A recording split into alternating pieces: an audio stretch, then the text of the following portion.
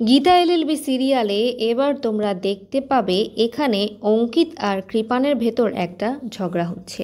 হ্যাঁ বন্ধুরা, কৃপান যেভাবে মেহেকের পিছনে পড়ে আছে এবং মেহেকের জীবন যেভাবে তোলপাড় করার চেষ্টা করছে সেটা দেখে অঙ্কিত কিন্তু আর চুপচাপ বসে থাকতে পারছে না। তাই অঙ্কিত নিজের হাতেই এটা একটা দফা করতে চলেছে।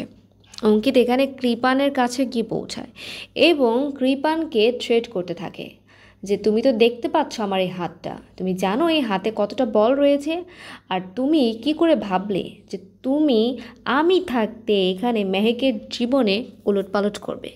তারপর এই কথা শুনে এখানে প্রান্তিকের অঙ্কিতের ওপর কৃপান চড়াও হয়ে যায়। কৃপান সঙ্গে সঙ্গে একটা পিস্তল বের করে নেয় এবং সেটা অঙ্কিতের দিকে তুলে ধরে।